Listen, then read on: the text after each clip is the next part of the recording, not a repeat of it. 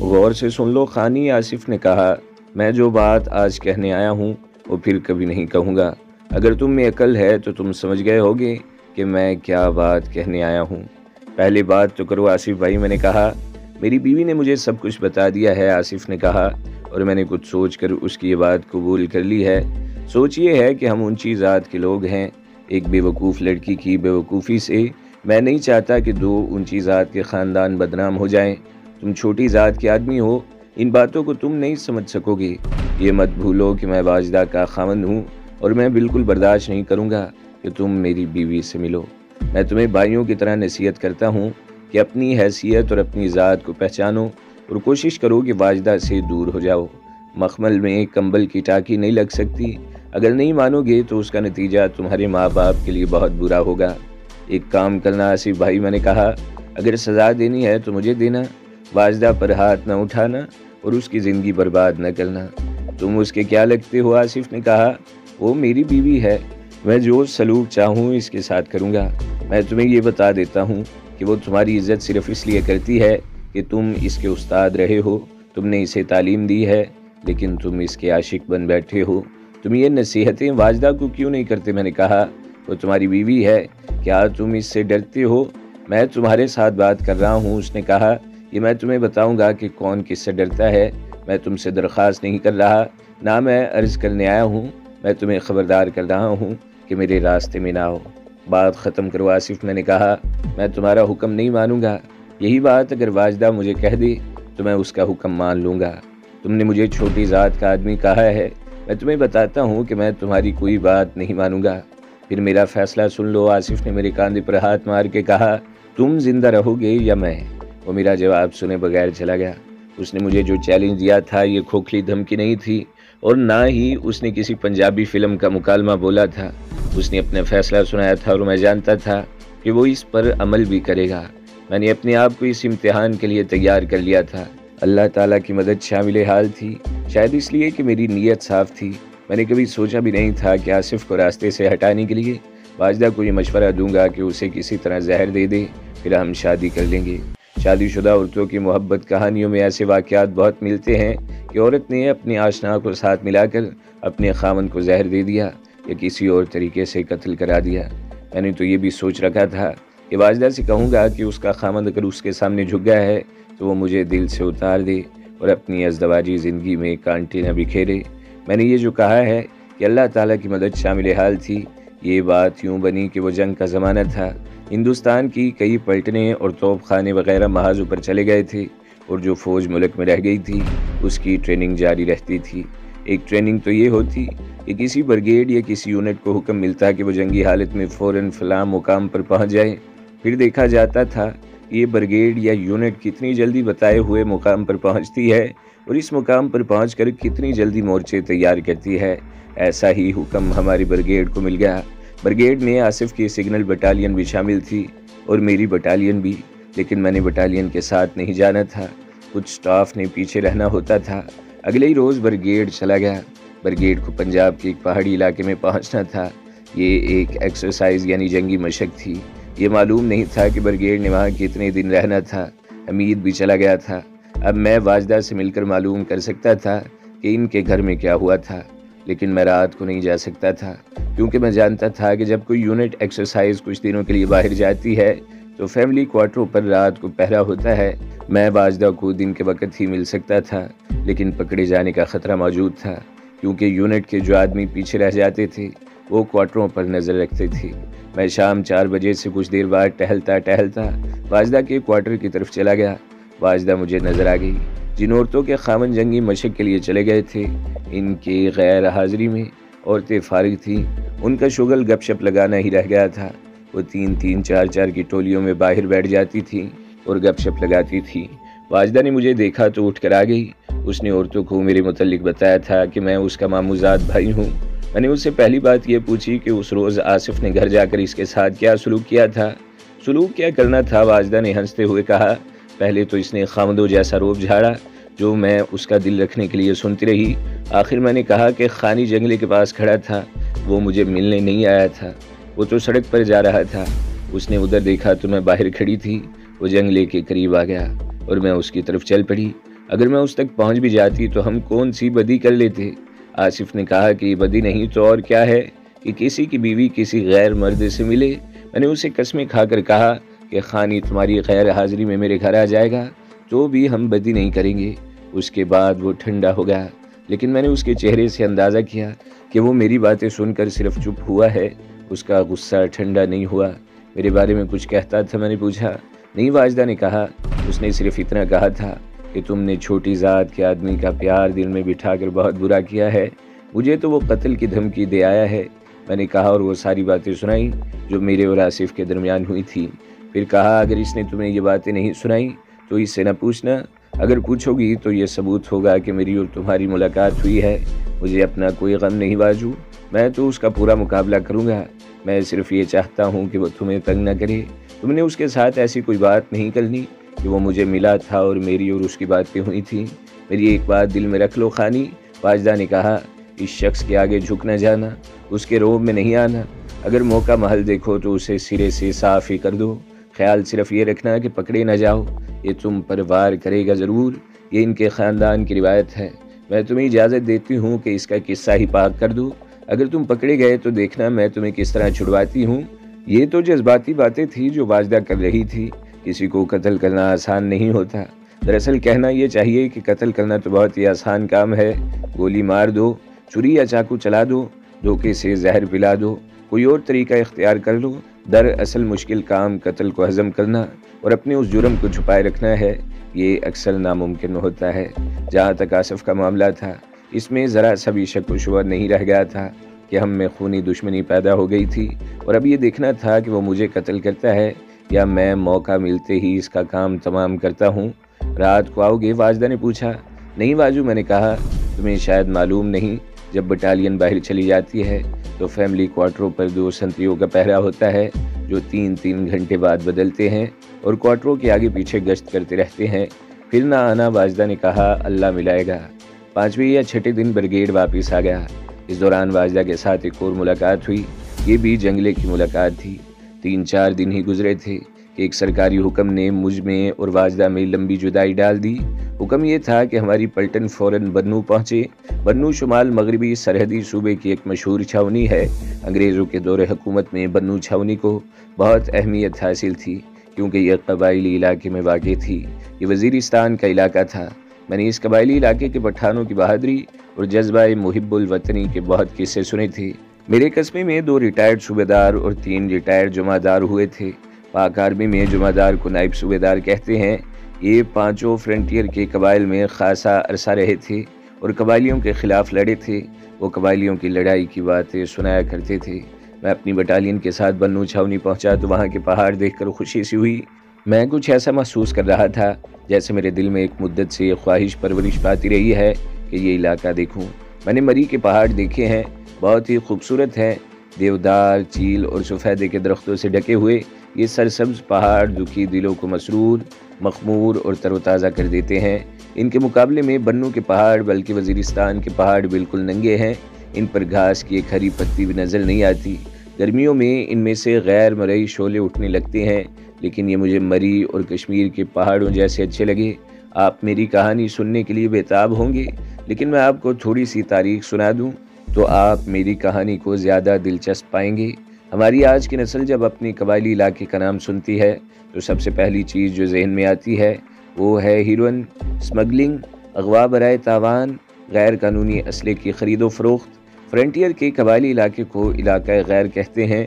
انگریزوں کے دور حکومت میں بھی اسے علاقہ غیر ہی کہا جاتا تھا، لیکن اس دور میں اس کا مطلب یہ تھا کہ علاقہ انگریزوں کے لیے غیر ہے اور یہ پٹھانوں کا یعنی مسلمانوں کا آزاد علاقہ ہے۔ ہندوستان کے مسلمان اسے فخر سے علاقہ غیر کہا کرتے تھے، ان میں جذبہ حریت بیدار ہو جاتا تھا۔ آج بھی اس علاقے کو علاقہ غیر ہی کہتے ہیں، مگر کوئی جذبہ بیدار نہیں ہوتا، اس کے بجائے ناپسندیدگی کا گھناؤنا سا تاثر پیدا ہوتا ہے۔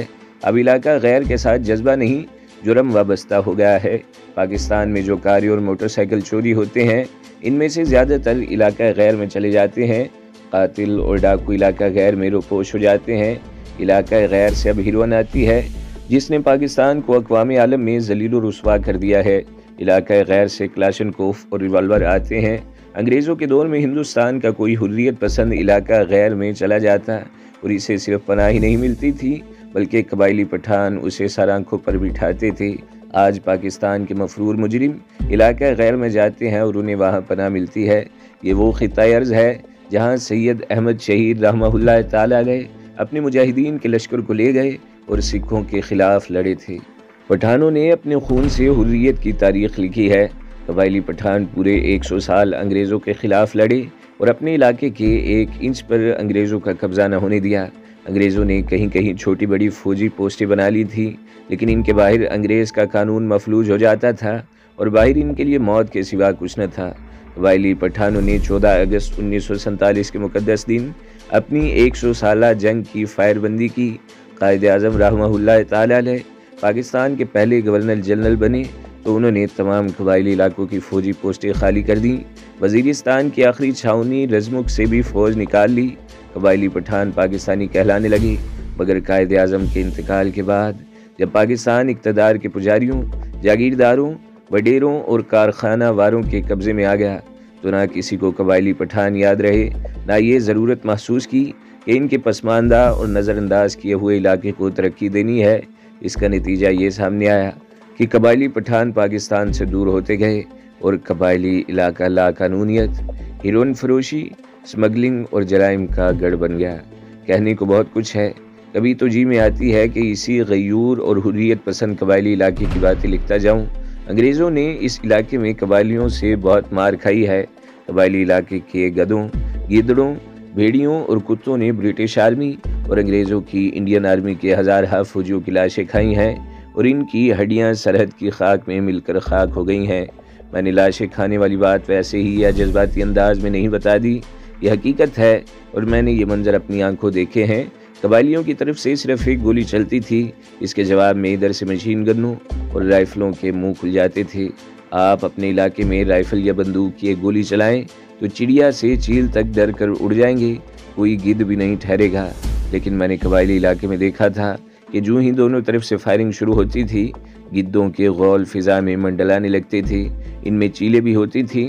انہیں معلوم تھا کہ جب گولیاں چلتی ہیں تو کھانے کو ملتا ہے۔ لاشیں فوجیوں کی ہی ہوتی تھی۔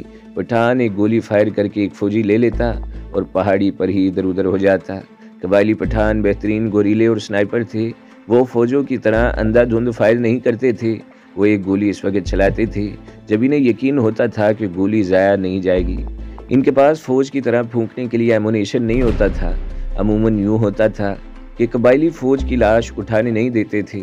لاش کے قریب جو جاتا وہ سنائپر پٹھان کی گولی کا نشانہ بن جاتا۔ انگریزوں کا حکم تھا کہ اپنے ساتھی کی لاش قریب ہے اور اپنے آپ کو محفوظ رکھ کر اٹھائی جا سکتی ہے تو اٹھائی جائے، ورنہ اسے اٹھانے کا خطرہ مول نہ لیا جائے۔ اس حکم سے یہ رواج ہو گیا تھا کہ اپنے ساتھیوں کی لاشیں پڑی رہنے دو۔ انگریزوں کا اپنا رواج یہ تھا کہ وہ اپنے افسر کی لاش ہر قیمت پر لے لیتے تھے۔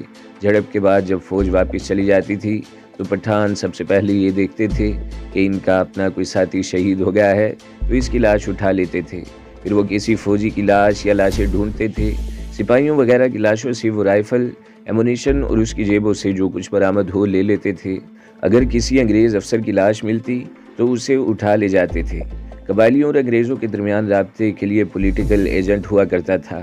وہ قبائلیوں کے کسی ذمہ دار آدمی سے رابطہ قائم کرتا اور لاش کی واپسی کی بات چیت کرتا تھا۔ پٹھان لاش کا تاوان بتاتے تھے، کچھ سودہ بازی ہوتی اور تاوان طے ہو جاتا۔ جو پٹھانوں کا کوئی سربراہ ملک نقد وصول کر کے لاش پولیٹیکل ایجنٹ کے حوالے کر دیتا تھا۔ پٹھان انگریز افسروں کی لاشیں جس طرح واپس کرتے تھے، اس کی صرف ایک مثال پیش کرتا ہوں۔ 8 پنجاب ریجمنٹ کا ایک انگریز افسر میجر فاکس رزمک سے تھوڑی دور مارا گیا اور اس کی لاش پٹھان لے گئے۔ 2000 روپے پر سودا طے ہوا۔